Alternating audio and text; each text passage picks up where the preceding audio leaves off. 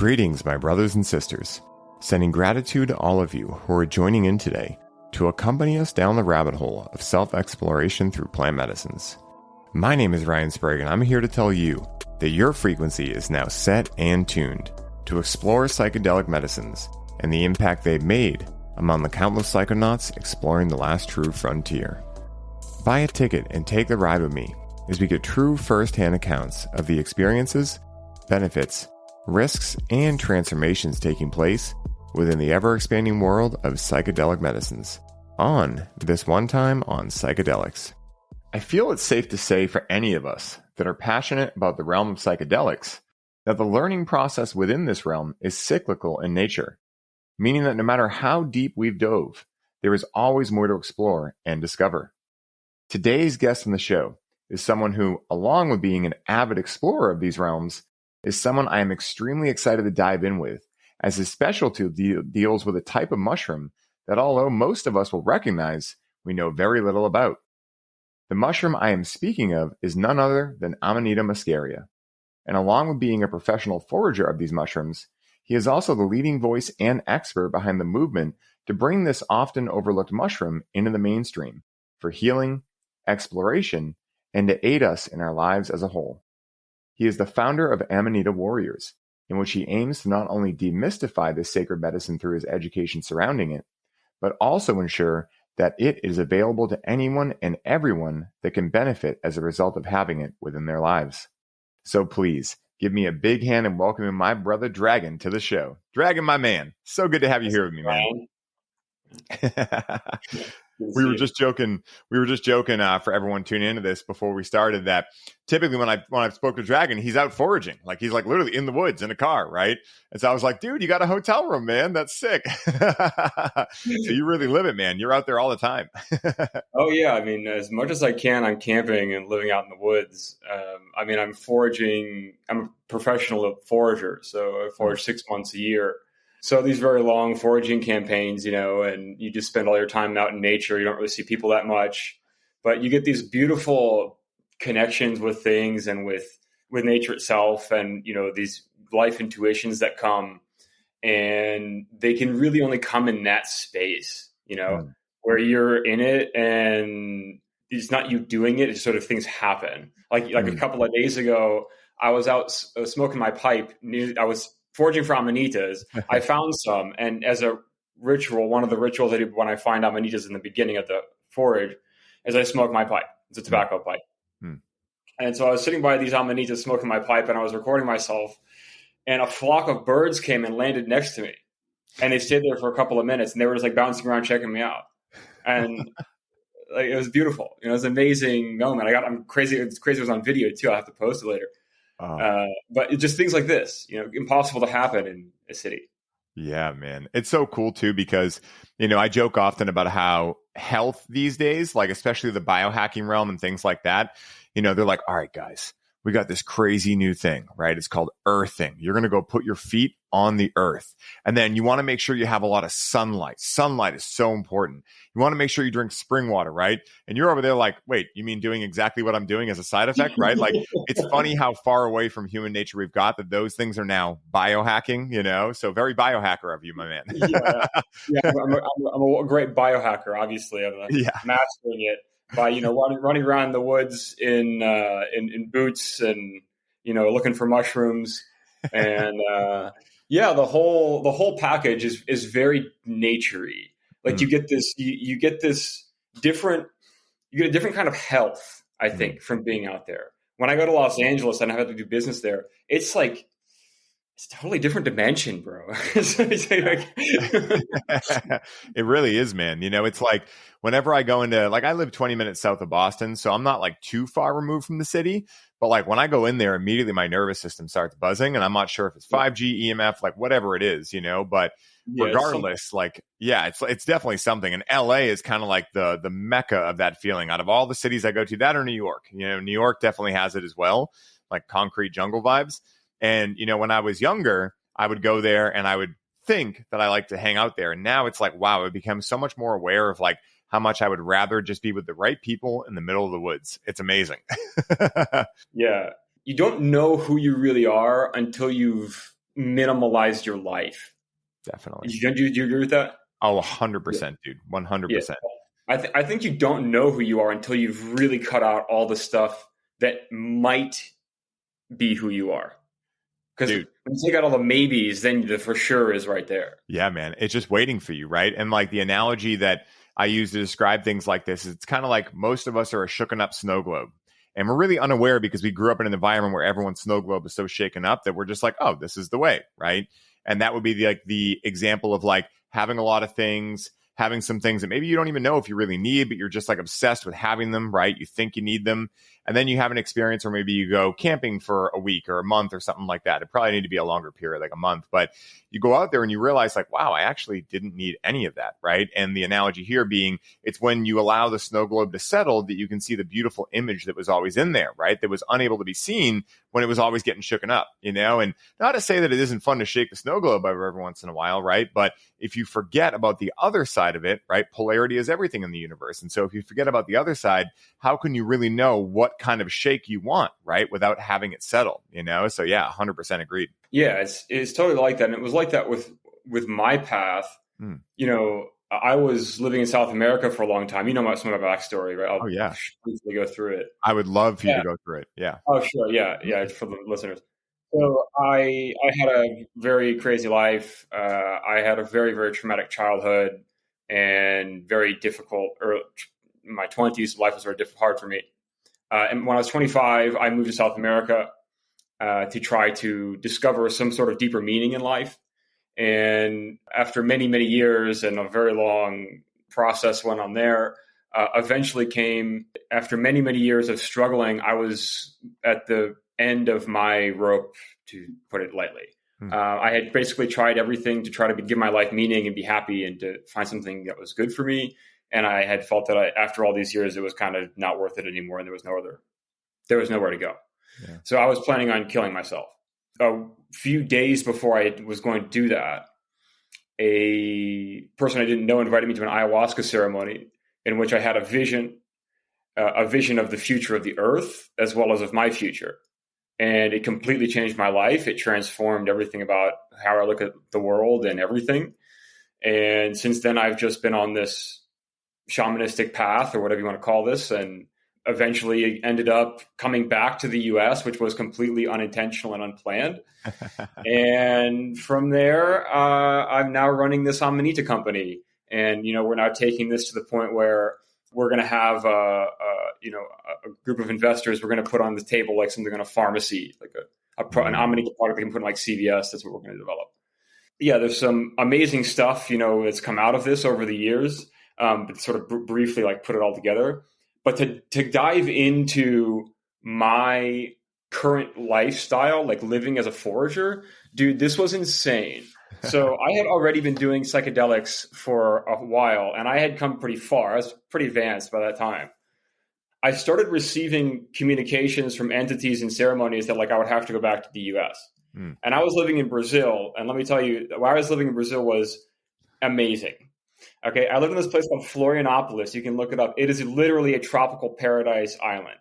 All right, it has beautiful beaches, the scenery, sand dunes, forests, waterfalls, good food, beautiful women everywhere. I mean, this is like the iconic tropical paradise. Okay. And I was so happy to live there because I could do all my studies and my spiritual practices. And there were lots of ayahuasca temples. I could go whenever I wanted. You can literally take an ayahuasca ceremony any day of the week. There's so many temples there. And they're cheap, like 100 reals, 150 reals, Brazilian reals for a ceremony with like a legit indigenous pajés, very reputable. So anyways, so I was doing this and I was like, dude, I'm not going back to the US. No. I don't blame you. Yeah. But then some things happened. It just became clear that in order for me to advance spiritually, I would have to make a big jump like that. And I had made big jumps like this before I moved to South America. You know, I had changed countries in South America. Those were always big jumps. But I mean, let's be honest, like I'm giving up kind of a nice thing there. Yeah. And then, you know, I had to go from that to living in a car with another person for like 9 months. and also figure out how to forage and find all the mushrooms and do that whole thing. It was an absolute crazy adventure. I couldn't even tell you exactly how it worked out, except that by my perspective, it's just faith. The more you follow your own beliefs, is the more strong you have faith in your beliefs, and that actually makes them occur. And so this is the way I understand it to occur. Maybe someone else could explain it differently, but it's very odd because all these things that were totally out of connection with each other came into alignment always at the right time, and everything just kept working. And so I've come to learn that by following Amanita, I'm always safe. So as long as I'm diligent and disciplined, and I respect it properly, and I do all my practices correctly, Amanita protects me. And so, and it protects me from life problems I'm talking about, like serious stuff. Yeah. Money stuff and, legal stuff, all sorts of things. But yeah, diving into the lifestyle, I didn't know if it was going to work out. Right. I'm sure just like you. Oh yeah. Like you don't know. You're just like, I believe in this really strongly. And I believe that this is who I am, and I want to go deeper. And I mean, you have to be ready for a challenge when you take that jump. And I'm trying to transmit this maybe to some people that are at that point. That it really comes down to what is the experience of life you want to have. Do you want to have an experience of life where you're, it's always comfortable and it's always cyclical and it's always the same thing? I mean, you can have that. Most people have that.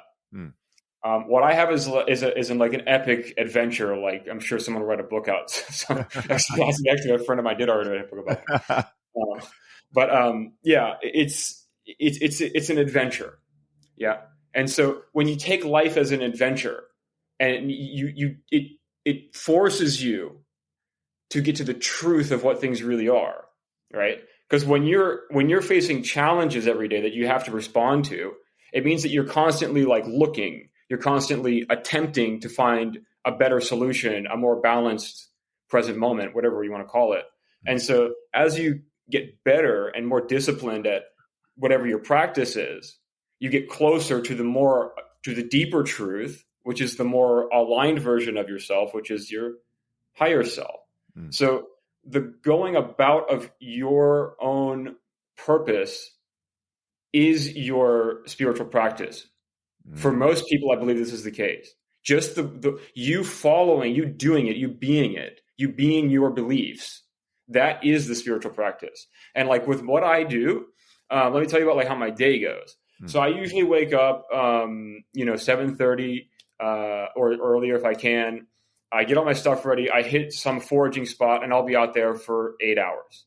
And walking through the woods, I have all my gear. And obviously it's physically taxing. I usually walk about 20 miles per foraging day. Wow. And I'm carrying heavy buckets and all this other gear and stuff. Yeah, a lot that goes in there, right? And there's a lot of risk that goes in there too, right? The risk of getting injured, the risk of being lost out in the woods, animal attacks. Okay, so there's things that are risky too, but yes, this is part of it. That's the thing. I go through my foraging, and then at the end of the day, I have to come back with all the mushrooms, clean them individually by hand, and then place them for dehydration. So I have to take a generator, which I store in my truck, take it out, get all the things set up, tarp over the generator, get the mushrooms laid out, and then dehydrating, and then I can go to bed. And by the time I get to bed, it's usually, I got like an hour of chill out time, usually per day, 1 hour. And that's it's wonderful. Wouldn't be doing anything else. Is it work? Kind of. It's I can wake up when I want and I can get high at work too. That's kind of cool. So it's not really, it's a little easier. Yeah, it's not this like long stagnation that most people have, because I think most people are so exhausted from their jobs that they hate, that they need these like hours and hours and hours to just vegetate. Because when you live like that, then you need the downtime. When you live for a purpose, you don't need the downtime as much. You don't need as much comfort. You're just your purpose is fulfilling your needs, and you just feel fulfilled. So it's a recommendable way to go about life, I'd say. Even though it's a lot of work, and I have to wake up in the middle of the night to regas a generator, I wouldn't do anything else. Yeah, man, dude, that's like, so inspiring. And, it's like, it's funny because it reminds me, like you said, right, so much of my own journey. And, this is what Joseph Campbell talks about in The Hero's Journey, right? That's why, like, think about any really good movie that's like pulled your heartstrings, right? It's about someone who beat all the odds, not from having a trust fund or something like that, right? Not to knock that, not to say it's a bad thing, but it's someone who pulls them up by their bootstraps by faith and allows themselves to believe in themselves fully. And that's like, I think, a huge component of paving your own path in anything you do in life is that you are going to be tested, right? Just like you said, and you're going to have to believe in yourself almost to a delusional level, right? Like to really be able to continue going through it. Because one of my mentors, my buddy Mark England, he's one of those guys who can say few words and you're like, oh, that was a simple statement. And then it rattles around in your head for years and you're like, wow, that was very wise. So one of the things he says is, hey, man, there's 2 steps to being successful. Start and keep going. And I was like, oh, yeah. And then like it really dawned on me like, oh, my goodness, it really is that, right? Now that I've been in this for 4 years and I've been doing it, and there's been all these perceived ups and downs and things like that. But for me, I choose to see them all as learning opportunities and growth, right? Because just the same way that, you could go get an amazing workout in the gym, right? Be on an amazing journey of helping your body become healthier and pull a muscle, right? Does that mean you're going to stop working out or be afraid to work out? It could, right? Like you could do that. You could choose to say, oh, actually, this isn't helping me, right? But if you do, then life is going to catch up to you and you're going to realize real quick, it wasn't necessarily that working out as a whole was bad. It was that maybe you did an exercise wrong or maybe you weren't foam rolling or something like that, right? So very similar to what you said, it's like every time a challenge pops up, I get excited now because I know that I'm going to keep going. I'm not giving up ever. Like I'm just going to berserker forward. So the only option is to learn from it, right? And grow from it and then teach from that, right? Because I know for me anyway, and I imagine for you too, right? Like, hearing other people's stories inspire the hell out of me because they remind me why I'm doing this. They remind me why cannabis called on me to go out there and educate. And they remind me how grateful I am to be able to have a platform to do this and be able to have the connections I have, be able to talk to amazing people like yourself that also have incredible journeys and also be able to start to really intertwine the magic that, both of us are experiencing by living our own path. And I imagine many other people listening are doing the same thing and feeling that magic. And at the same time, just like you said, like I'm very similar, right? Like usually on calls 12 hours a day. And, sometimes, right, I can catch a certain part of me getting frustrated. And then I remind myself of like, what else would you rather be doing? And immediately I'm like, nope, this is perfectly fine, and, Rachel, my partner, sometimes will think like, oh my God, sometimes you'll work till 11 p.m. I'm like, yeah, but it charges me up so much. It's almost like a drug. Like it feels so good because I'm coming from my heart. I get to connect with people who are charging my battery. I get to educate on cannabis. I get to do exactly what I love every day. And is every day easy? Hell no. But would I want every day easy? Hell no. Like I enjoy the challenge, right? Like also my buddy Mark says this too. This is what we train for, like this is why we do the spiritual practices. This is why we have our rituals. This is why we meditate, do breath work, exercise, etc. Right? Practice positive affirmations and all these things. All of it is to be able to do what we're talking about right now and come up against the inevitable challenges that will face us and move through them because the best way out is through. So 100%, man, I totally agree. Yeah. And it's like you're saying, like, it's really the purpose of doing all of the healthcare and the self-care and the whatever care is for a greater purpose. And everyone has some greater purpose that contributes to the rest of, everybody else. They just have to commit to it. And yeah, it's like, I too have a very strict diet, of course, but yeah, to be able to function my body out doing all this all the time, but also, for spiritual reasons. And way in which I think and live and, all sorts of rules and different like tricks and biohacks or whatever you want to call them. But the goal is always like get Amanita to the people. That's my personal purpose. Right. Yeah. And so that's my purpose. And so for other people, their purpose is something else. And so they have to develop the faith within themselves to pursue their purpose. And faith just like, I want to give my version of it. I think that faith is something that's been very misunderstood throughout our culture at this present time in history. Typically, people see faith as something like you have to believe in someone or something, what I understand faith to be is actually a little bit different than that. You just believe that there is something that is causing order. It could be anything. It could be the universe. It could be Jesus. It could be God. It could be life. You can say, oh, life is good. The universe is conspiring in my favor. These are all versions of faith by my definition. And so as long as a person understands that every single thing that happens is connected, right? Okay, so if you understand that that's the truth, then how could it be disordered? Ever. It's impossible, right? Because the only thing that's disordered is your perspective, right? Your perspective doesn't see the whole massive, totality, and so then can't understand why things are a certain way. And so faith just means that you see things for what they are and you don't cry about it. Yes. Right? You just see things for what they are. Yeah. And you just see it, and it is this, and that's what it is, and okay. And this is the present moment, and all right. Yeah, I mean, it's just that. It's not creating a big story about things, and it's reducing the negative potential emotional impact of uncertainty and of mistakes that happen and difficulties and challenges that come up whenever someone's going through their path. They have to have faith. Like the stuff like I went through when I started this, guys, I had debt. I had debt, and I had given up my whole life in Brazil, no chance of going back. Like this shit was scary, really scary. I didn't know it was going to work out. And it was a constantly reaffirming my own faith, constantly. And through a range of practices that I now do all the time. But essentially, by generating this, a person generates their own faith. When that is strong inside of themselves, you can literally use it. It literally becomes a tool that you can use. You can change things with this. You can cause circumstances to work in your favor in ways that are just like inexplicable. The people who I've met, like I launched my business in July, like the number of high-ranking people I've met unintentionally is like off the charts.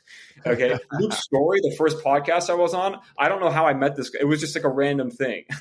I met this one guy and he introduced me to him, and then it happened. And then I met my current business partner. I met him just randomly as well. When I was back in LA, I went to a bar one night, just a random place. I wasn't expecting this. I walked in, they were handing out these name tags, and I came to find out that I had walked into a documentary filmmakers meetup. Wow. And so I just went around introducing myself, and I was like, oh, documentary makers. Oh, jackpot. And so I just went around introducing myself to every single person. And I was like, yeah, this is Amanita Muscaria. I'm the Amanita guy, whatever. And a group of them we're working together to make a documentary. Wow, dude. This is impossible to plan. How many people go to LA and would, dying to have that happen? This was happening accidentally. So this is what happens when you follow your faith. When you know that what you're doing is right and that it has a higher purpose and that you're in the right place, then the things just align with that. Dude, 100%. I mean, it's been the exact same in my journey. And, I think that synchronicity is really like God's way of playing a big game of warmer, colder with us. I don't know if you ever played that when you were a kid, but, you'd have some people maybe hide something and then you'd come into the room and they'd be like, all right, you're getting warmer or you're getting colder. Right. And, talking to a couple of my friends that are really big spiritual leaders, and we've had some great conversations on things like faith and whatnot.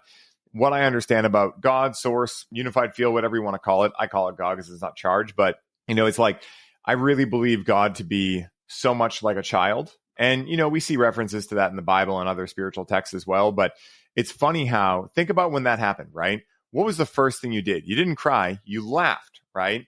And you were probably like, what the hell? How did this happen, right? You're mystified. Now think about what the constant state of being a child is. You could show a child, a cup, and they could be mystified on it, right?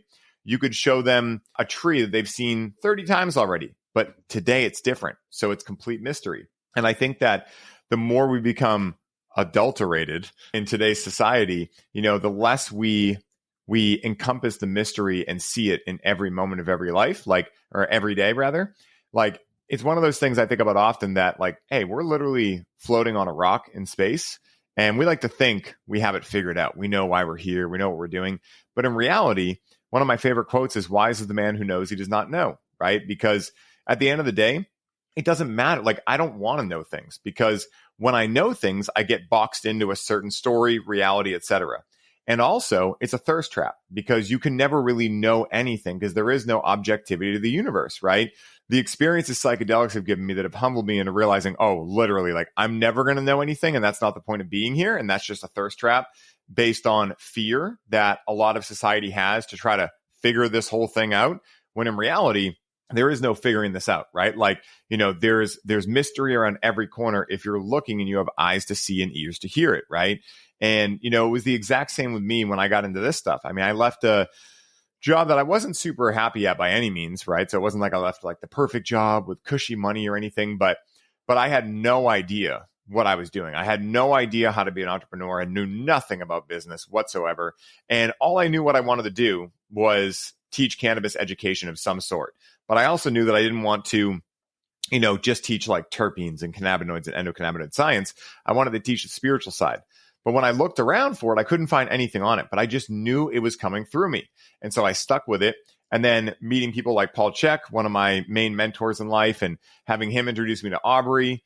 And it's just been like one of those wild things, man. Just like you said, it's like, I have no idea how these things happened. And I don't care, because I wouldn't even, if someone told me they could tell me exactly how it happened, I wouldn't do it, because I like the mystery. The analogy I usually use in these kind of situations is, the best part of Christmas morning wasn't opening the gifts. It was knowing they were there and not knowing what was in them yet, And so if you can find a way to live every moment of your life like there's a Christmas present in front of you, and you have all these ideas of what it could be, but you don't know yet, if you can keep yourself right in that area, I found for me personally, man, like, that's where life really can be experienced. And I'm so grateful to have realized that for my own truth in this lifetime, because based on some past life regressions I've had, I don't think I lived other lifetimes that way.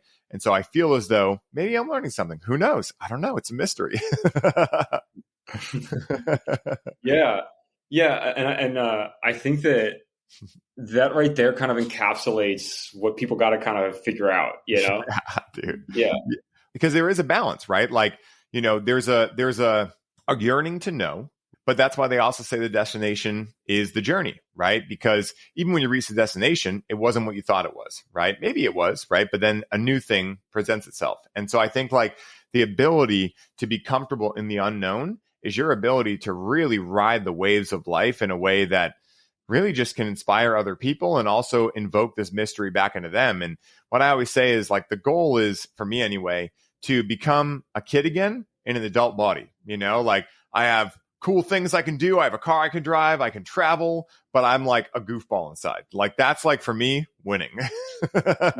Yeah. I feel you. Yeah. But I wanted to comment on what you were saying about faith. Yeah. I just think that I think that the general way to go about it is to really understand that we are actually like making the realities we have. It takes a lot of responsibility to get comfortable with that, but it really is the truth. Mm-hmm. And so if you actually are a faithful person, things actually will work for you based off of that. If you're not faithful, things work for you based off of your not faith. And then things don't work out as well because you don't have it. And then your life goes badly. It's funny, man, because I talk about this often with intention, right? When I talk about cannabis and just life in general, right? But when it comes to intention, let's say, right? I say, hey, if you don't make an intention, like, consciously before you connect with cannabis or eat your food or drink your water or whatever, it's not that an intention wasn't made. And this is what you're getting to. And what I agree with regards to, like, with great power comes great responsibility. And we have never been really told, at least in Western societies, like, how powerful we truly are. And we could get down conspiracy alley about why that is, but not to go in that direction. Like, the fact is, until we start really realizing how powerful we are, we're going to be Harry Potter when he's like using the wand and just blowing boxes off the counter before he knows how to use it. Like that's essentially what's happening is, if we're not practicing things like intention and faith, it's not like they don't exist. It's just that we're practicing setting whatever intention is rattling around in their subconscious based on our life experiences, which typically have a lot of challenges to do with them, especially if they're unconscious, onto whatever it is. And then we get mad at external circumstances for why our life is going the way it is without realizing that the only way to get out of that is to take radical responsibility over your experience of life and your responding and your ability to respond to these situations. And, I think that for me, that stung a lot when I first realized it, but it paled in comparison to the length of sting that I would have endured if I had not realized it. Like I tell everyone, like it's going to sting a lot when you choose and really embody taking responsibility for your entire life.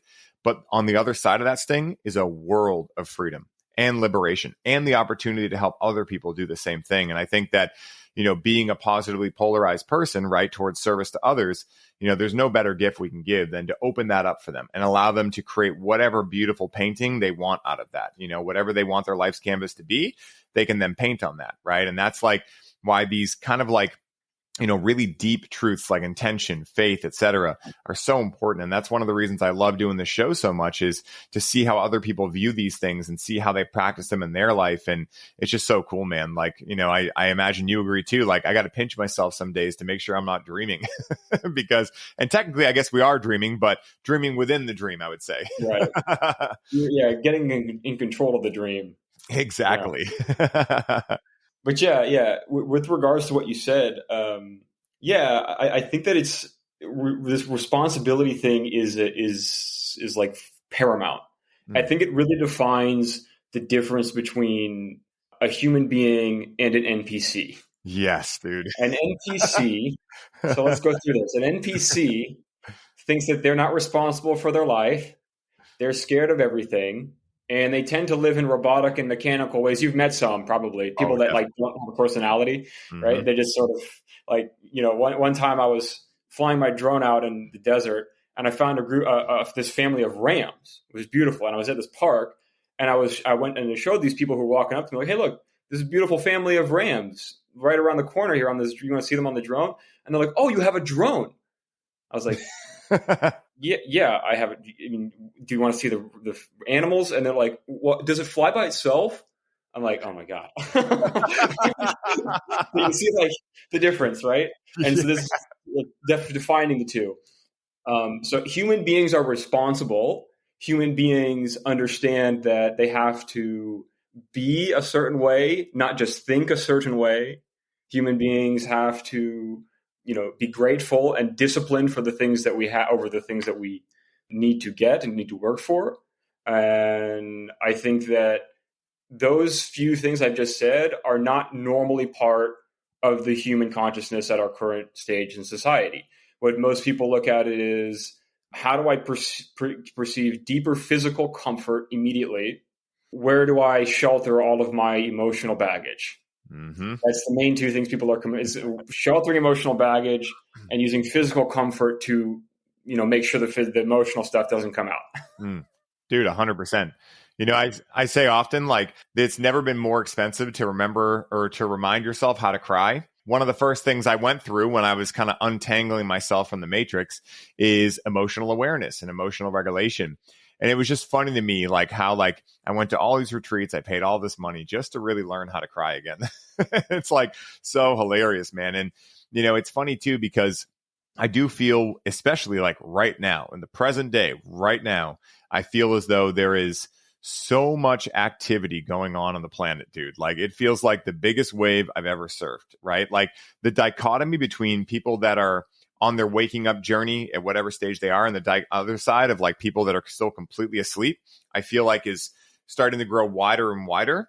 I imagine you felt this too, right? Exactly like you were saying with that family. It's really challenging at this point in my journey, and I imagine yours too, and many people listening, I'm sure if you're listening to this show, to have service level conversations, and to talk about like just things that, oh, how's the weather going? Oh, life sucks, then you die. Haha, real funny. Like, especially here in Boston, like, and again, this is no judgment, just clear discernment on what flavor of ice cream I would rather have in my life. Like, it's more like, for me, I only want to talk about the deep stuff. I want to laugh at be a kid and be goofy and all that too. But that comes from the deepness, right? Like, you ever been around a kid? They don't ask you like simple questions. Like, they're like, why is the sky blue? You're like, fuck, I have no idea. Like, you know what I mean? Like, they're not asking you like, hey, how's the weather today?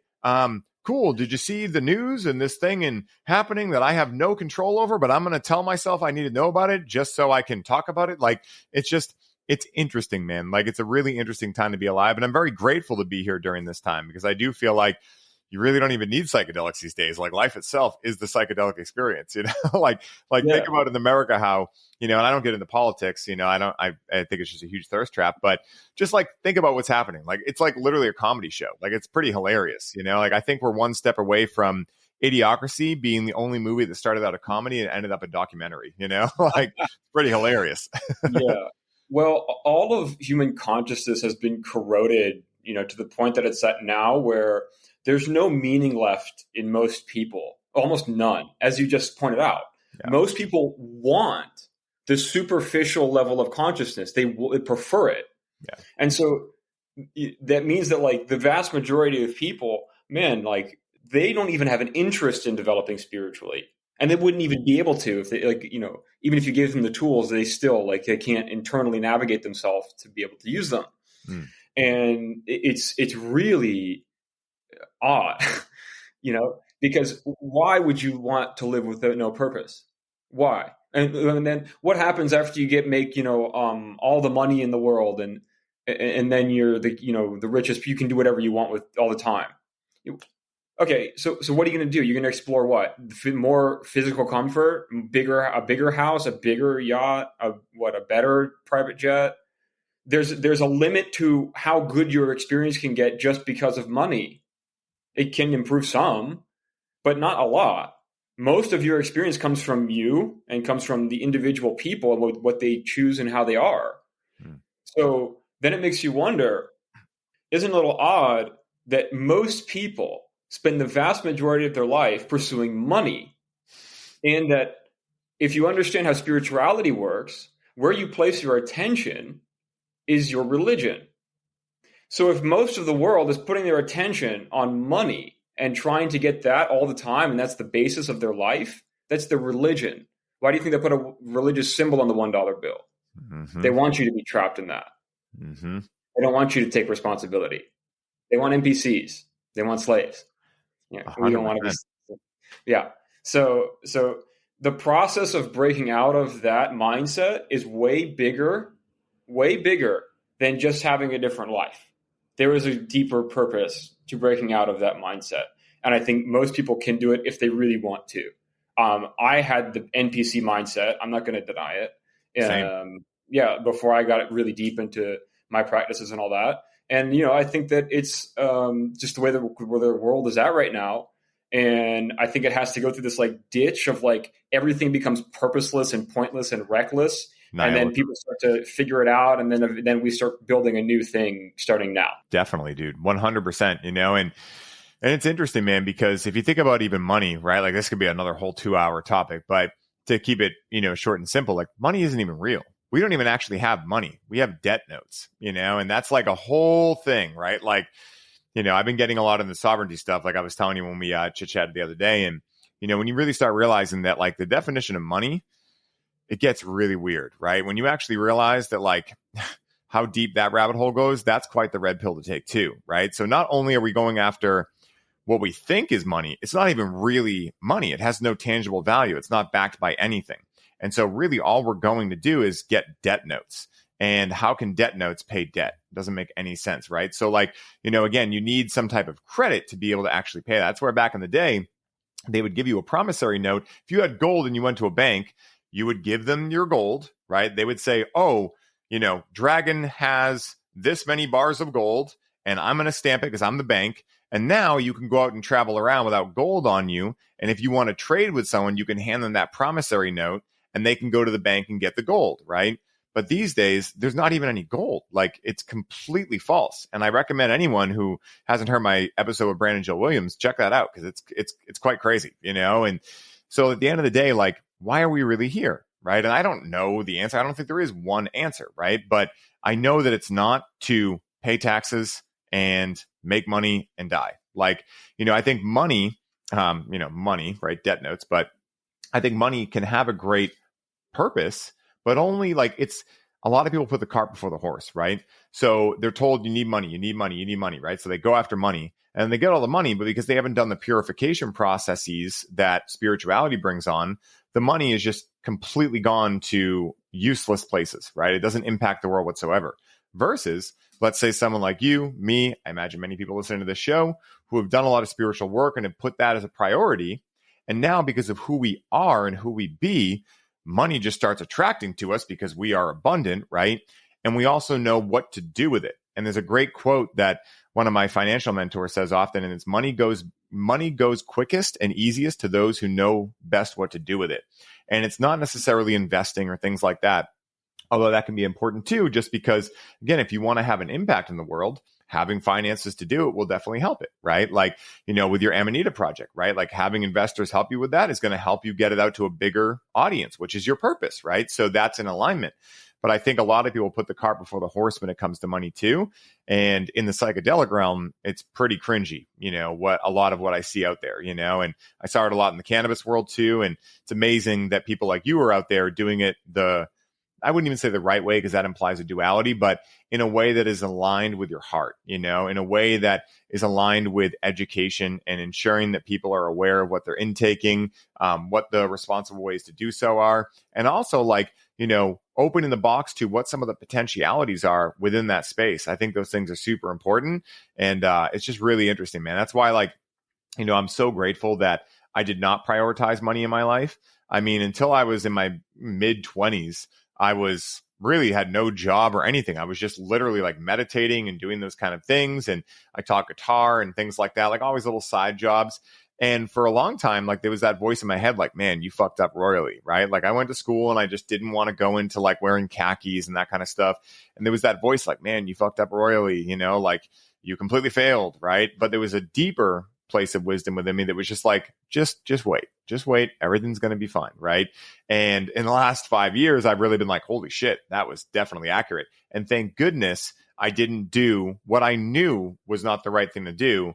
And thank goodness I didn't give in to the societal pressures of people saying, well, when are you going to get a job? When are you going to do this? When are you going to do that? Because now what I'm realizing is a lot of those same people are hitting me up like, hey, I've seen what you're doing. And I feel like my life is not turning out the way I wanted it to. And I'm like, oh, and I would never wish that on anyone, but it is an interesting correlation I've seen with a lot of the people that used to be like, oh, you're going to have to grow up sometime and get a real job. Now being like, I think my real job is not giving me any good things in life. So very interesting. Yeah. And it's really comes down to your purpose and what's life about for you. For me, life's about making these. Yes. Beautiful Let's go. Let's show them off. Oh, they look So beautiful. Oh my goodness. And you should see them when they're out in nature. They're so much more beautiful. Oh, yeah, I love them. Oh, yeah. This is the perfect time too. I was going to say, like, we've been diving in, and I wanted to make sure I gave you a second to, explain kind of what Amanita Muscaria are, and then we can get into kind of like, how to utilize them, things that maybe someone who wants to go out and forage should be like aware of, because as I know, I'm not a forager. You can have a lot more info than I do, but there are certain mushrooms out there that can hurt you. Now, from what I understand, of course, like Amanita look very different. It's not like you're going to find cubensis or something like that, but I'd love if you could explain real quick just what Amanita Muscaria is for anyone listening who's like, wait, what is that? And then like a little bit of, how to utilize it. And you can take that any way you want, because I know that's kind of a vague question, but I'll leave it to you.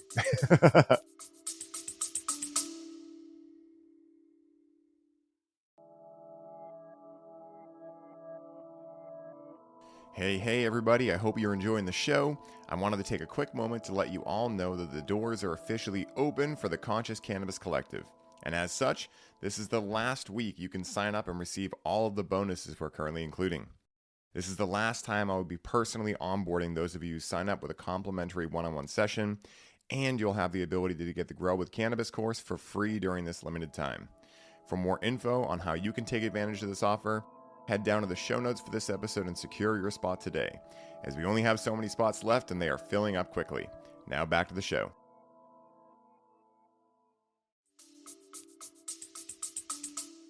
Sure.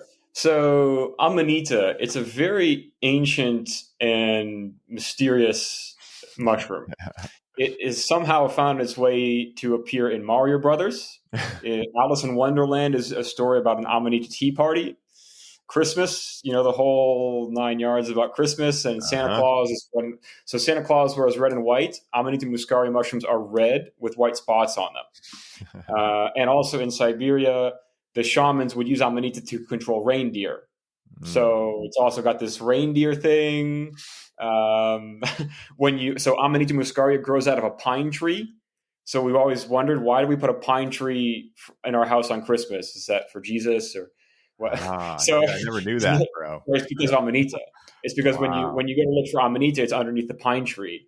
And so the pine throughout folklore became the symbol of knowledge, because it was underneath the pine that you would find the knowledge, which was the Amanita. So in the Vatican, there are some churches where they have statues of pine trees on top of the building. And there's this symbol appears, in a lot of places. And so one of them is Christmas, right? And so it has this deep sort of mystic, like, what is all this and where did it come from? And yeah, it's basically, it has been used for thousands of years for spiritual and shamanistic pursuits. And in more recent times, it's being used a lot more for just health issues. So if you want to go the whole route that I'm on and go become a shaman and live in the woods and, do all that, then maybe the person should try doing lots of Amanita all at one time. But for most people, they just need something that's like a microdose just to get them good sleep. So the way that Amanita works is that it will open certain parts of your consciousness that are in the deep subconscious. It does this by putting you to sleep. So you have to be asleep to get the full benefit of Amanita. When you do a high dose, it forces you to sleep and you wake up in a lucid dream. And that's a totally crazy experience I'm not going into today.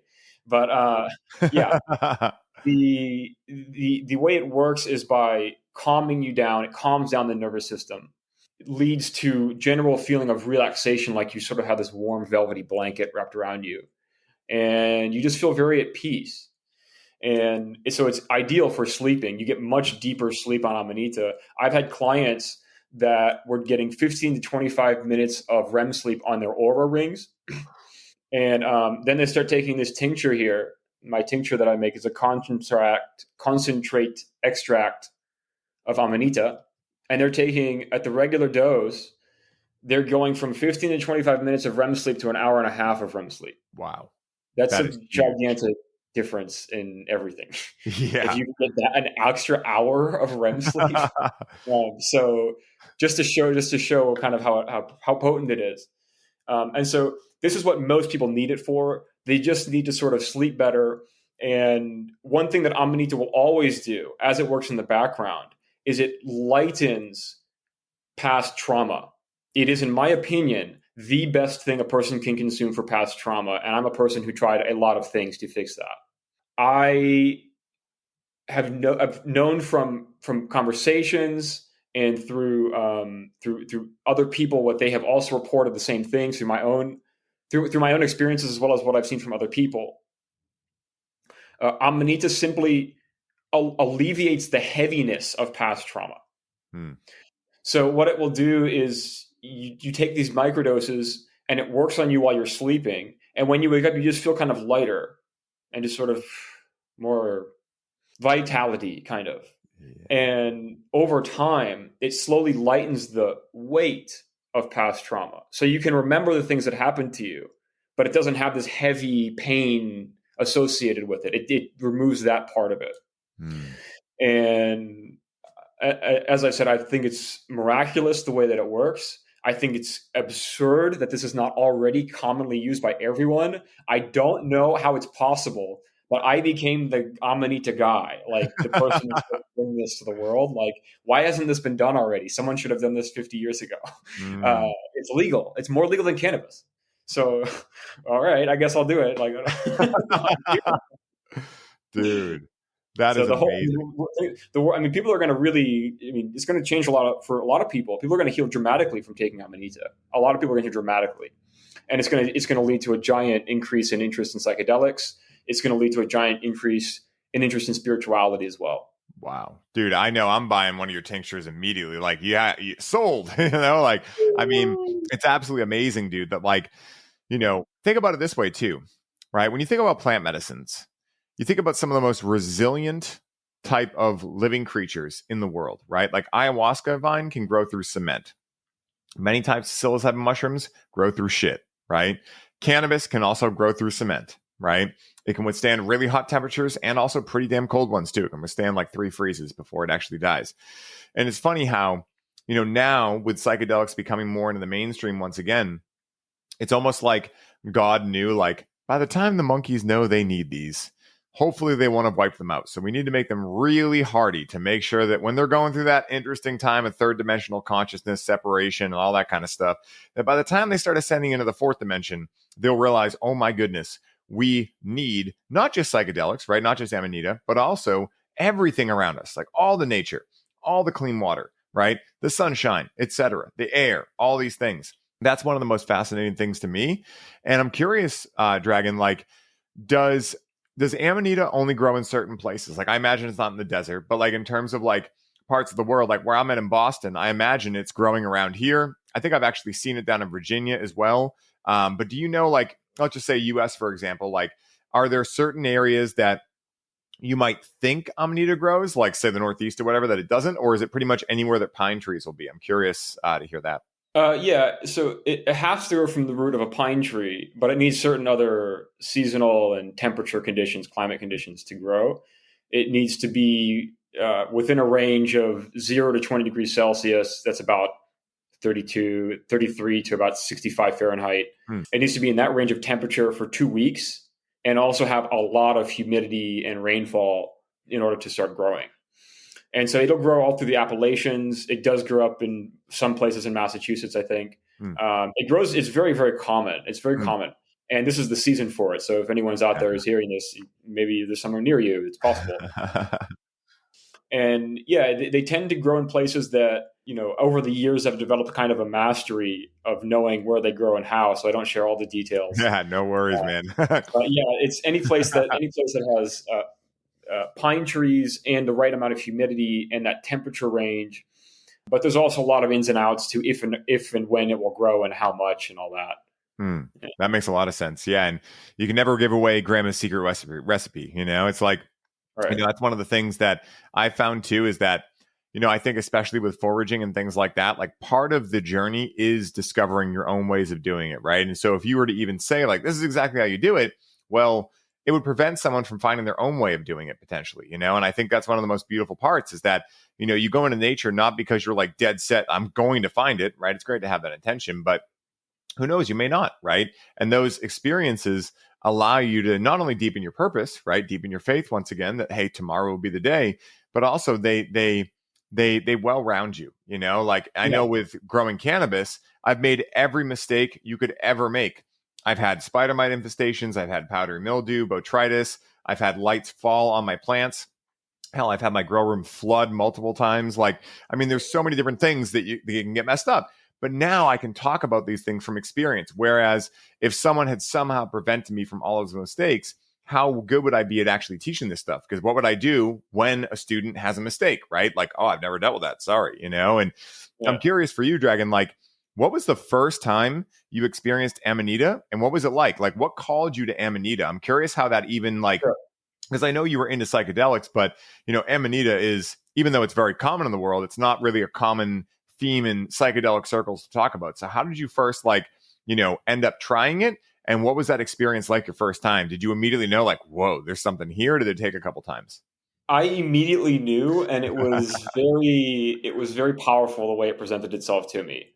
2 days before I discovered it for the first time ever, I did a psilocybin trip. And in that trip, the only thing that happened, this was 5 grams. So this was not like a light trip. You know, I experienced only one thing during that trip, which was on this black canvas background appeared this red mushroom with lights shooting out of the top of it, like a strobe lights. and it was this red with white spots, it was an Amanita, and it just appeared, and it just sort of said hi, and then it was gone. And then I was like, all right, I guess that's my experience for today. And then 2 days later, some things changed in my. I was on vacation, and I was just sort of traveling through the mountains, and I changed my schedule a little bit. And then I ended up in this place where I just accidentally stumbled upon Amanita, just by chance. I was just wandering around being a tourist and found him. And then I was like, oh my God. I was like, I knew what it was, and I knew that it was this powerful medicine. And so I wanted to, try it out and use it. And so I collected them that day, and that was where it started. And there was such a deep physical need for this mushroom when I first started taking it. My body was racked with health problems from decades of chronic insomnia due to combinations of trauma and other issues and other things. The insomnia gone, my body started healing. And then I started getting, I had chronic fatigue at the time. I started getting stronger. I started, everything started improving. And that enough was a gigantic for me. I'm like, oh my God, I can sleep. Finally, I can sleep. Which is like, if you can't sleep, you can't do anything that day. It was impossible to manage that before. So once I started getting regular sleep, I started using it more in terms of like for spiritual purposes. And I did doing high dose trips and investigating that. And once I saw what was really going on there, I understood, first of all, why it's not already popular, because it's very complicated. What Amanita shows you is very complicated by our standard. And it's a totally different thing from every other psychedelic, what it tries to teach you. And so it makes sense that no one really did that yet. And then I was like, this is obviously very powerful spiritual content, knowledge that I'm being given. And I need to go as deeply as possible to figure out what to do with this. And years later, I will tell you, I have learned a lot. And the things that Amanita has taught me, I am now using and implementing. And it's led to my current success and the fact that I can live as a forager and do all this cool, fun stuff. And, I'm hoping someday to be able to share that info with everyone. But if you want to have your own little taste of what Amanita can teach you, I recommend just trying to microdose. Yes. Yeah. Dude, what's really interesting is I knew that we met for many different reasons, right? Of course, like I just love who you are, man. I think you're awesome. But, I think also, dude, like my girlfriend has a crazy case of insomnia, like very similar to yours. And we actually have a theory. So she's Ashkenazi Jew. And so there's a theory we have that, if you go like 2 generations back on her mom's side, there's no record of anything, right? So we personally think that a lot from the Holocaust is coming up. And that's why she's had sleep issues. Some other, traumas that weren't that crazy in this lifetime. But it's interesting because when I first met her, she's such a bubbly, open-hearted person. She's so joyous. She has like a big lightness to her, right? And the fact that she hasn't been able to sleep, she's tried everything, probably just like you went through. You guys could probably have an amazing conversation and just nerd out on like, holy shit, there's so many things we tried. And even for me, like I was like, oh, you'll be able to figure this out, right? And now, like 6 years into our relationship, she's still struggling with it, And now I'm like, okay, I'm getting a ping, like, whoa, okay, this is a lot more divine. She needs Amanita. Yeah, she needs Amanita, man. That's so wild, man. And I'm interested too, like, because one of the things you told me about Amanita that for some reason no one else had been able to tell me, and this is another gift I think you have, man, is that you can demystify Amanita in a way that makes sense to anyone. Like the layman's individual and NPC could get it, but also someone who's on a spiritual journey could really understand it at a deeper level based on how you explain it. And one of the best parts that, when we first connected, you showed me or told me about was something you just mentioned, which is that unlike most psychedelics, where you take the psychedelic during your waking state of reality and you have an experience, Amanita actually forces you to go to bed and you have a psychedelic experience during your dream state. And, immediately I started thinking of Carl Jung's work with, dream analysis and things like that. And Paul's really big into that. And I'm not sure what conclusion there is from that, right? Like I haven't done them yet, but there's something big there for me, and I'm not exactly sure what it is. And like I said before, I don't care to know, right? I'll figure it out maybe when I try it. And even if I don't know what that answer is, I want that experience because I know it's right for me in my heart. It's really cool. Yeah, well, if you want to explore your dreams, Amanita is the best way to go about it. It opens up those channels very clearly and really allows you to have deep and profound and long experiences in dream states, and long enough to really come back and really absorb it and remember the whole thing and all that. So it's the best way. If you were interested at all in exploring your dreams, you should at least be microdosing with Amanita for sure. That is amazing. And, I'm going to ask this because I know that there's probably some challenges, right? Or like things to look out for when connecting with Amanita in terms of like high dose and things like that. What would you say to anyone listening, just like me, actually, who's, very new to Amanita, in terms of like kind of what are the barriers, right? Like in terms of like if someone listening to this is a psychonaut and is like, oh, I want to do a high dose, right? Like what are some safe parameters that you would employ in terms of how someone that maybe doesn't know about Amanita could work with it in a safe way, aside from just microdosing? Like, is there, say if someone, leaves this episode and they go foraging and they find a bunch of Amanita, right? Like, what are some things you would relay to them to ensure they're kept safe in their experience?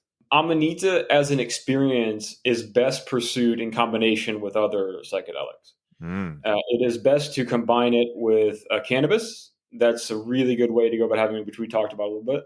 If you do like 5 to 8 grams of Amanita ST and then smoke a very psychedelic strain of cannabis, this will put you in a deep meditative state, which is close to an ayahuasca trip.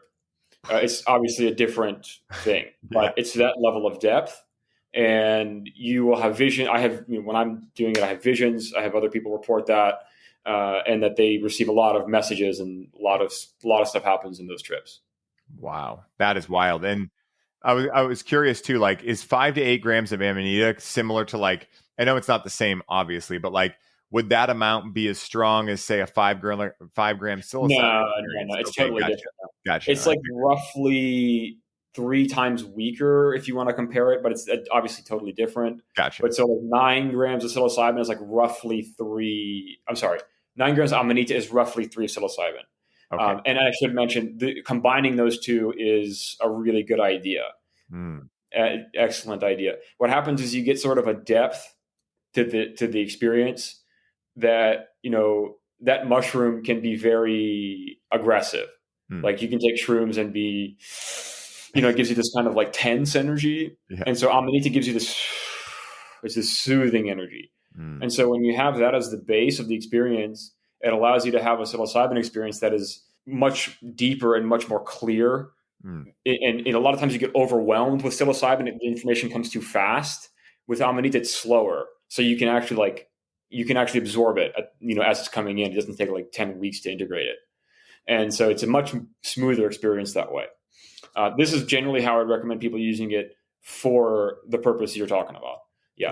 Doing a high dose Amanita experience, I don't recommend. As I said, I think that's only for people that are seriously considering like a lifestyle like I'm doing. And if you want to make spirituality your whole life and you want to become a warrior of faith, then give me a call, I guess. Yeah. Well, I imagine it's similar to like, for instance, Hamilton Souther, right? Like most people, I would never recommend drinking ayahuasca 1,000 times in their life. But if you're Hamilton Souther or a shaman, like that is the path, right? And so it's very similar in that respect. Not for everyone listening. I'm not saying it's similar to ayahuasca. I'm saying it's similar to like other shamans who practice different types of medicine. They're going to go in much deeper because they really need to contextualize that world to be able to guide it. And also because it's their calling, right? It's what they're here for. And, I love, like, of course, my ears are perked when I hear combining it with cannabis because I'm like, ooh, there's something I have not tried. And I don't get to find too many of those things these days within the realm of cannabis. So that's really cool too. You're like, oh my God, give me more. Yeah. I have a feeling that this is going to be one of my new favorite things because, for me personally, like, I don't think I came into this life with a lot of trauma. Thank goodness. My childhood was awesome, things like that. But I've had micro traumas for sure, and, some major life events and things like that. And one of the things I noticed about 10 years ago when I got onto my spiritual journey was just how amazing I am at deflecting my emotions. And so I've spent 10 plus years now, like really diving in and allowing myself to feel the emotion and not try to numb it out and things like that. And the last big jump of that was the last 4 years when I, connected with cannabis in this totally different way and realized I was numbing out with it and became this sacred relationship with it. But it's been really interesting, man, and that plot just keeps thickening, and I'm curious for you also, man, like, what would you say if there's one thing that Amanita has taught you? What would you say that one thing is? I love asking like these types of questions with people that are really deep in like one specific medicine. What would you say like one teaching that immediately comes to heart or mind would be that Amanita has provided for you? By far the best and deepest teaching it has ever given me is that it has taught me what unconditional love is. Oh, yes. Yeah. So my spiritual practices have always been on developing state, which is that you develop a state of being, which is your feeling, right? How you feel in the present moment, and it forms your vibration and all that.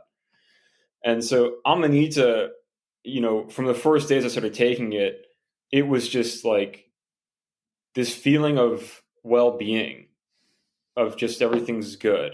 I had never experienced anything like that before Amanita. And it just, I fell in love with it. I fell in love with Amanita itself. And I was like, this is the most beautiful feeling ever. It's just a feeling of peace and just like that everything is right. Everything is well. And it just, everything's good. So this teaching, I have worked very hard to implement it into every part of my psyche, with the goal always being to be in a deeper state of unconditional love in the present moment. That doesn't necessarily mean that I have to do something. I don't have to like give my money away or anything like that. You can donate to people, is nice, but yeah, it's just really about maintaining your internal state, and that you just have the love for existence, which Amanita has communicated to me as a phrase, the phrase is Aum sitas and lichi. And this phrase represents a state of being that is a combination of unconditional love, peace, and faith. Living in this way requires constant dedication. And you have to be constantly reaffirming these three things and pushing it more and more into yourself to be who you are and what you produce and what you represent. Dude, I love that, man. And if you think about it, it makes perfect sense, right? Like, because, in our everyday lives, we are subject to so much programming, right? Like, whether we realize it or not, we drive by ads, right? We have friends in our life that are trying to tell us about things in their life, right? And maybe we get influenced by those things. As a result, like, if we were going to put anything into our reality, right? Like, why do they say meditate every single day, right? Well, it's not just to have a random rule in your life. It's because, hey, if you want to start brainwashing yourself into what you actually want your life to look like, you're going to have to at least do it as often as everyone else is doing it to you, right? And then on top of that, choosing to be in a state of unconditional love, peace, joy, etc., faith, even in the face of adversity, right, can be challenging, right? Because that ego part of you is going to want to bite back. But at the same time, it doesn't mean you don't put up boundaries or like keep a distance from those that wrong you, but you don't hold hate in your heart for them, because all you're doing is drinking poison and expecting it to hurt the other person, and this is why, like, I love life, because there are endless rivers that lead to the same sea. For me personally, my river is plant medicines, right? Along with many other spiritual practices too. But, ever since I first tried cannabis when I was 16 and really tried it, I did the Bill Clinton when I was 14 and did an inhale in front of some people I wanted to look cool with. But, like when I first actually tried it, all I wanted to do was go inside and watch Star Wars, right? Like that's all I wanted to do. And I just wanted to think and contemplate and just be. And a lot of my life, like I was saying, like even when I was in my early 20s, like I spent a lot of time just being, and not really doing much, connecting with a lot of cannabis. And, at this point in my life, my Dharma has awoken, and I've been able to really start, taking a lot of action in life and go and that kind of stuff. But I'm rooted in that foundation of being. And not every day is perfect by any means, right? Like I, like any human, have days where just like, it's like, did I even do any work in my life, right? But then it's amazing how when you have the faith that like, hey, everything's going to be okay. All of this is happening for you. And what's the opportunity here, right? Rather than looking at the problem, what's the opportunity, you know? And that's why I'm such a big language nerd as well, because our language architects our reality. You know, our mindset is simply the story we tell ourselves, you know? And so depending on what story we're choosing to tell ourselves, we will create our reality around that. And so medicines that can employ not just the understanding of unconditional love, faith, joy, love, etc., but also the direct experience of it are super powerful to me, because I think in today's world, one of the many challenges we have is that we over intellectualize a lot. And intellect is great, right? Like I love talking and philosophizing and things like that. But just the same way, if you wanted to know what an apple is, you know, you could go read about different varieties of apples. You could learn what time they're in season. You could understand the individual components and reduce it down to its individual parts. But eventually, if you really want to know what an apple is, the best way to know it is to try an apple, you know? And I think that's kind of the part that our society is lacking in. You know, we go to school, we do all these things, but at the end of the day, we don't actually just go live. And the word that you used at the beginning of this, that I love this word, is adventure, right? Because, Yes. you know, for anyone listening, right? Like, when was the last time you went on an adventure? Probably listening to this show, probably pretty recently, right? But, you know, if you go ask like the average person, they're like, what do you mean adventure, right? They've kind of lost that aspect. Yeah. And I know for me, like my favorite thing is adventuring. Like, and psychedelics are enjoyable to me, not because every time is going to be great. Like I've had a lot of hellish experiences, but it's also like I got to experience something that I hadn't experienced before. And, you know, even though during those experiences, it might be challenging, luckily I had the tools, right? I understand how to breathe. I understand how to repeat affirmations. I understand how to move energy. And so I had to learn those things, right? But at the same time, you know, those are great skills for life. And I think about psychedelic experiences as like a really good weightlifting session for life, right? Because you're going to go through many of the emotions you go through in everyday life. You're going to have challenges that you got to breathe through. You got to sit through. You got to feel them to heal them. You're also going to have incredible highs, right? That remind you of the beauty in every moment of every day and in the beauty of every person and everything on the planet. And so like, you know, I think that having those types of experiences, just at least for me, and I won't project it on anyone listening, but I know for you as well, based on what we talked about, they have humbled me into the seat of, once again, being like, you know what? I get to be a human being, not a human doing. And at the same time, I get to take inspired action from that place of being. And that's like the balance I've found. And so it's amazing that you've been able to, you know, distill those teachings from Amanita. And now I'm genuinely curious to dive into this medicine because, like I said, I mean, aside from a couple medicines, like I don't know if I'll ever try iboga. It hasn't called me so far, but, you know, I've dabbled in most psychedelics out there and I've had fantastic experiences, but I'm always looking for something new, right? Like, ooh, what's that experience? I would like to have that, you know? And so, yeah, man, that's really cool. Yeah. And I wanted to say in regards to that adventure thing you were saying about, yeah, it's funny because for me, that's my whole life and that's how it's been for years. Same. And so I think other people, they look at me and they sort of don't get it. They're like, how? They don't understand how it happened, right? And yeah, I think it's really just comes from, you know, letting go of the need for a physical comfort and replacing that really with your own faith and your own confidence in who you are and what you know you're supposed to do in this life. And that becomes the foundation upon which things work out for you.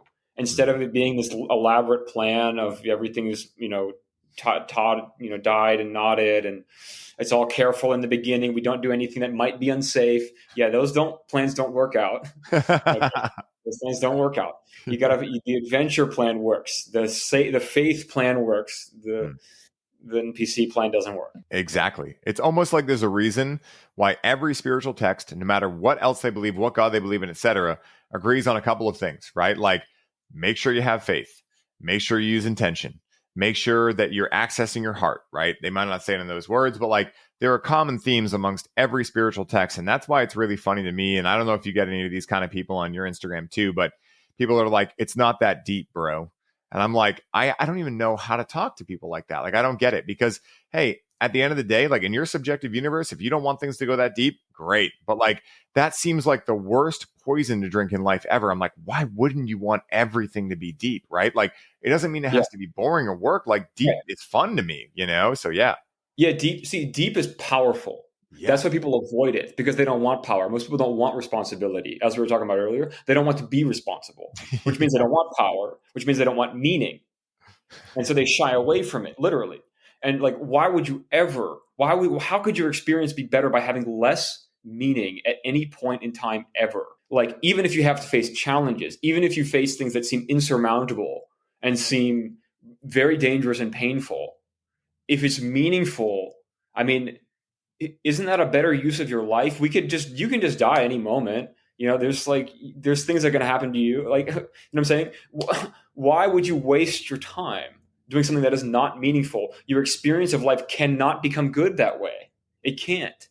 Yes. I think people should abandon that kind of a comforty, cushy kind of thinking and lifestyle and realize that we're all part of something much bigger, and that pursuing the adventure of faith really will change not just your life, but the whole world. Definitely, dude. And, how can you truly even be grateful for a comfortable life if you don't understand discomfort, right? The law of polarity. Like, one of my favorite quotes is, no tree's branches can reach to heaven if its roots don't first reach to hell, and it's so true. Like, our challenges are what build us into who we are. And that's one of the things that I'm very grateful that I got into at an early age. Exercise was my first thing, and getting into that, like, at first, and I tell this with everyone, like, when it comes to challenges in general, I use exercise as an analogy because it's easy for a lot of people to understand and contextualize. But when I first started exercising, I was like, why would anyone do this to themselves? Like, this is brutal, right? And now when I work out, if it's not that hard, I'm like, this is silly. Like, I want harder, like, I recently cut my finger on a food processor pretty good, like a chunk of my finger out. And so I went to see my trainer on Monday, and he was like, I was like, yeah, man, it's not that bad. Like, I had it wrapped all up in gauze. He's like, nah, man, we're not doing anything crazy today. And in my head, I was like, fuck, because like, I was like, I want that, like, that allows me to enjoy the after more. Like, there's nothing more exciting and enjoyable to me than, like, after a workout, your muscles having that, like, delayed onset muscle soreness. Like, I love that. Like, I wear it like a badge of honor for myself, because it's not like I'm looking for things to be, I'm not David Gogginsing it and puking after I work out or anything like that. But I want to feel like I push my comfort zone a little bit, because I know life's gonna, regardless, like, life is here to push your comfort zone, and you can either numb it away with pills or cannabis or anything, right? You can numb it away if you want, or you can choose to start tuning into your life and have faith that, hey, you know what? We're having an experience right now, right? And my personal faith, as I imagine yours is that we're infinite, right? That there is no beginning and end, right? Only beginnings of a new chapter that goes on through infinity, and the more that we can, what's up?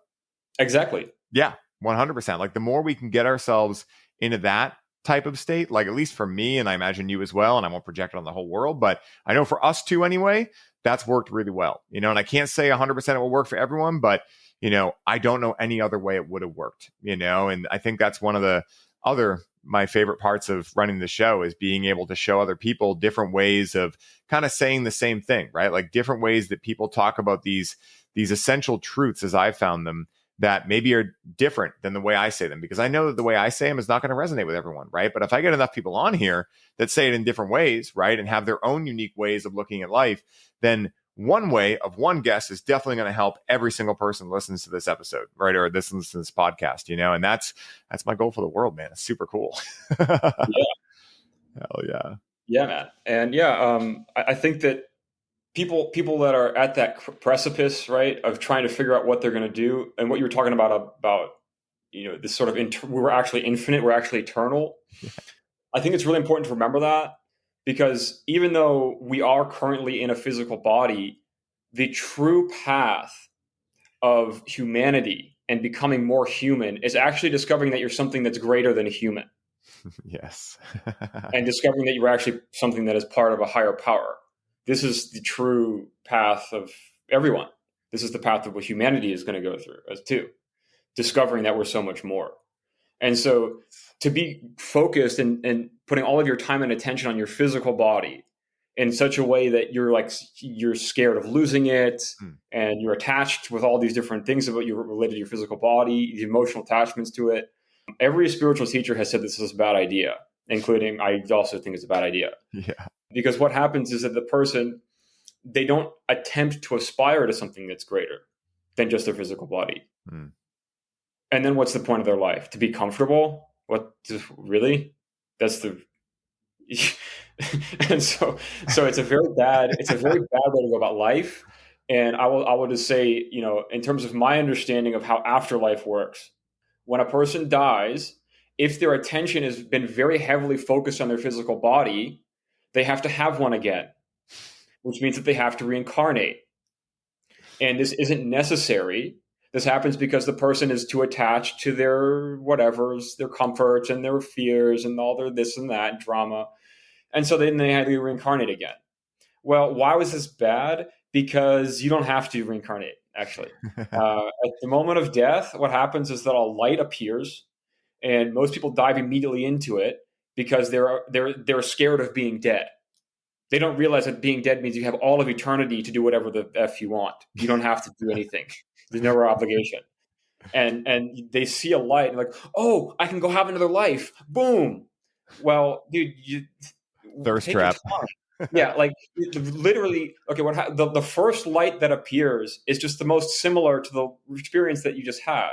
Like you can just stop and just turn around, and there's an infinite number of other options. Infinite, literally like stars. Like you just choose whatever you want to do with your experience after that. There's no need to come back and reincarnate. And so a physical attachment and the need for physical comfort in the way that I'm describing it, this literally keeps people stuck in suffering. It's what keeps them at this level of consciousness. It keeps them at the level of suffering, at the level of the physical body, needing to survive, being in fear because you don't know if you're going to survive. All of that is connected as one thing, which is all stuck in the realms of reincarnation that we're currently in. And if people want to step outside of that, get rid of the death fear. Yes, 100%, man. I mean, spoken perfectly, dude. Like, I 100% agree with that. And also, it's like, I've always kind of seen that as the thirst trap, right? Like, if you get too attached to this realm, you kind of like, you miss the point, right? Like, it's not to say that like, I love this meat suit, right? Like, I take care of it because it's currently my car, right? The same way that I know that my car right now is not going to last forever, but right now I'm going to take care of it because it's my current way to go travel and see things and do things, right? And that's what I tell everyone is be of the earth, but not in it, right? Like, again, like one of the mystery schools I attended, they had a great rule for magicians, which is magicians do not involve themselves in worldly affairs, right? And if we look at what's going on in the world right now, there's a lot of people that have no ability to change what's going on in the Middle East and these kind of things, but they're just entrenched in it. And they're on Facebook yelling at people and doing these kind of things. And I'm not saying there's no way that anyone can make a difference. There definitely is, right? But be aware, like, don't get yourself involved in the thirst trap version of the story that's being told about any aspect of life, right? Like, go inside and figure out what is it that I can do to make sure that I leave the Garden of Earth greener than when I found it, and be a good steward of the earth and treat people I meet with love, right? Of course, put up boundaries and take no shit, right? Like, because then you'd be putting the cart before the horse again if you were allowing yourself to get demonized. But at the same time, like, how can I be of the earth and not in it? So I 100% agree. Yeah. Boom. Dragon, my man. This has been so much fun, dude. I could talk to you for hours, bro. I'm going to have you back on round 2, man. And I can't wait. Dude, I can't wait to introduce you to a bunch of cool podcasters that you're going to nerd out with. So fun, dude. But dude, I'm excited. Yeah, man, me too. Where can people find you, dude? Where can they buy your products? We're going to have all the show notes, but I'd love if you could share it with people in vocal. Okay, I'm bad at marketing, so I'm just going to tell you guys. Okay, Amanita Warriors is the name of my company. You can go to amanitawarriors.com is my website, or on Instagram, it's Amanita Warriors, and on YouTube, it's Amanita Warriors. And as you can tell, I'm not an expert marketer based on my general vibe and what I do. But there is a lot of content on there that's educational, and you can learn a lot about Amanita and my travels as well. Dude, yeah. I love that, man. And dude, it's like, it's the Achilles heel of any of us that are really passionate about a thing, is that now we have to have marketing and sales and all these other things. And, again, a great challenge to navigate, right? But at the same time, like, I think your content's actually really good, dude. I think you're a better marketer than you think. Yeah. And Dragon, I got one last question for you, man. And that is this, man. So let's say someone listens to this episode and they're really excited to check out psychedelics, Amanita, cannabis, all these things in their own life. what is the one piece of advice that you would relay to them to allow them to use the proper discernment in choosing whether or not these medicines are right for them at this point in their life? Learn to trust your intuitions and learn to listen to synchronicities. Additionally, must be on a diet. Must be on a diet. No exceptions. If you eat sugar, caffeine, or alcohol, don't. You have to at least be off of those things for the time you're doing a psychedelic trip at a minimum. I never eat those things. And there's a lot more in my diet. But yeah, if you're putting crap in your body all the time, you can't get a benefit from a psychedelic experience. Your body will spend all of that energy trying to process the toxic stuff that you keep throwing in your body. So it starts with the diet. And then, also the learning to trust one's intuitions and synchronicities and learning how that's aligned. Because when you do a psychedelic experience for the first times, there's so many things that are uncertain and unknown. And so you want to have a little base of understanding of experience of who you are and what your normal is so that you can compare what happens. Dude, I love that. Extremely sound advice, right? If you're putting crap in your body, you're going to get crap out, right? And that's our responsibility to be able to tap into 100%. And, it's funny, man, because I've always thought you might think things like sugar, caffeine, alcohol are fun until you experience what true health is. And you're like, wow, I can feel like this all the time. Why would I ever intake those exactly. things? Right? I do not miss sugar at all. I've been actually finding, man, that my doctor, who you'd love this guy, Dr. Jason Ganzuk, he's the best. He's been on here a bunch, but he actually eats 3 to 5 pounds of raw meat every day. That's it. That's all he eats. Right. And it's funny because I've been getting into raw liver and these types of things. And I've been actually getting lower and lower in just any type of carbs. Pretty much the only carbs I eat are sweet potatoes. But even then I've been noticing how much better my body runs on pretty much a keto diet. I don't call it keto diet. I don't get into diet fads, but that's pretty much what I'm at now. And, so even the sugars of any sort, right? Even carbohydrates, things like that. When I've been removing those for me personally, right? I'm not saying it's for everyone, but for me personally, I've been feeling better and better. And I just can't even understand how people, when I see people drinking Coca-Cola, I listen, I went through my time. I did plenty of those years of drinking all the soda, right? So I'm not judging, but I remember how terrible I felt in that state. And it's just amazing how much better you can feel when you just get those 3 things out of there, right? We're not even talking organic food yet. We're just talking getting rid of caffeine, alcohol, and also sugar, right? And then you add in everything else, it just gets better and better and better. My new thing is methylene blue. That one's been really interesting too. Right. Yeah, I totally agree with you, dude. Once you really get into a diet that is healthy and you feel so much how much more functional and competent I am because of my diet. When I was eating sugar, I was always looping and forgetting things really fast. And I couldn't concentrate and caffeine was no better. And I didn't get successful until I cut those things out of my life.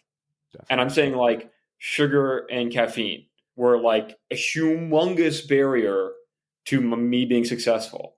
Yeah. And I think that people should know that and try it. I know probably no one has suggested this as a success channel. Yes, sugar rusts your brain. Go look it up in scientific literature. In a lot of Alzheimer's studies, they're calling Alzheimer's diabetes type 3 because it's so obvious that sugar rusts the brain. Mm-hmm. Dude, 100%.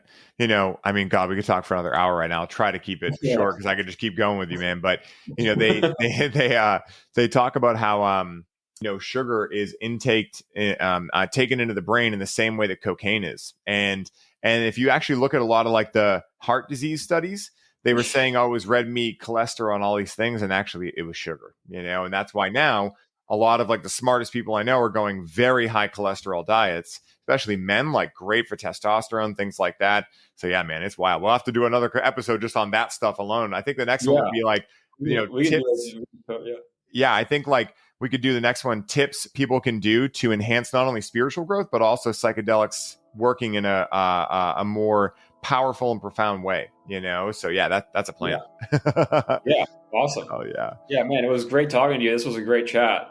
Yeah, you too, man. And guys, I hope you all enjoyed it. It was so much fun getting to dive in with Dragon. As soon as I met him, I knew I had to get him on the show, and now you guys know why. And this is not the last you'll see of him. For anyone who enjoyed the episode, we'd really appreciate it if you give a 5-star review, and definitely reach out to Dragon. He is the Amanita guy. For any of you guys that are looking for Amanita, I highly recommend his products. And so until next time, guys, may the force be with you to infinity and beyond. Much love. Peace.